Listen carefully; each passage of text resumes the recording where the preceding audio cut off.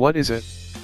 Litchfield's package of upgrades for the BMW M2 is so expertly judged and so brilliantly executed that this now feels like the car the M2 should have been all along. That's not to say BMW missed the mark with its smallest M car. In fact, even in standard guise, the pumped-up two-door is a really entertaining machine. But the engine is short on character, and on yumpy, cresting roads, the suspension just doesn't keep the mass of the body under tight enough control.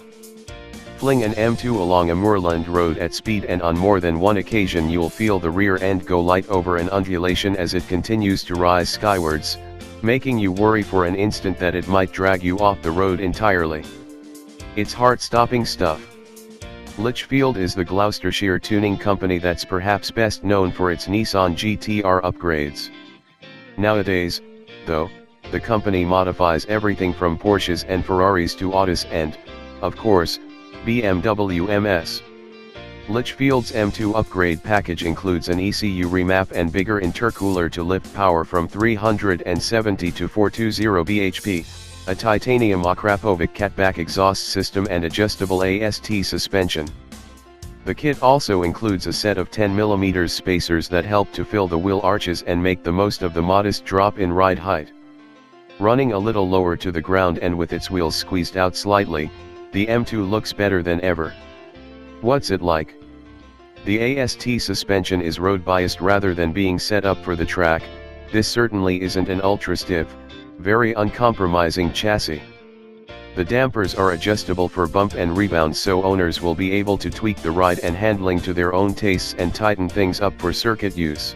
Set up the way it was during our test, the Litchfield M2 rides with an underlying tension at very low speeds, which matures into a very well-controlled and sophisticated ride quality at higher speeds.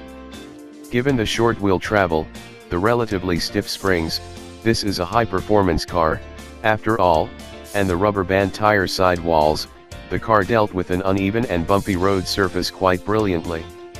Whereas some performance cars jab at a spike at your kidneys as their body skips and hops over bumps, the Litchfield M2 is fluid and composed, more so, certainly, than the standard car. Body control is also massively improved, meaning you feel so much more confident now that the car will keep its mass in check as the road crests and falls. Litchfield's suspension upgrades are transformative. The usual M2 qualities are very much in check.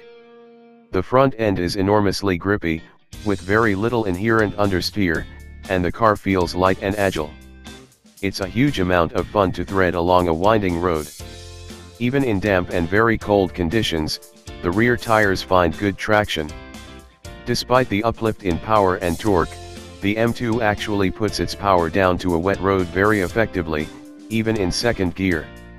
The BMW M4, by contrast, delivers its torque so abruptly that the rear tires slip long before they've had a chance to wind themselves up, making the car leap headfirst into its own traction control safety net. The Litchfield M2 is much less of a wild ride than an M4 and better controlled than the standard M2 as well. Overall, it's much more enjoyable to drive than either of them. It doesn't feel a whole lot faster in a straight line than the factory M2, but the engine does is a much sweeter thing now.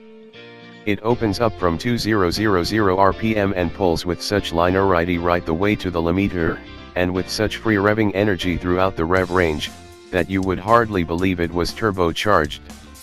The Akrapovic exhaust also adds some song, plus some grin-inducing pops and cracks on the overrun.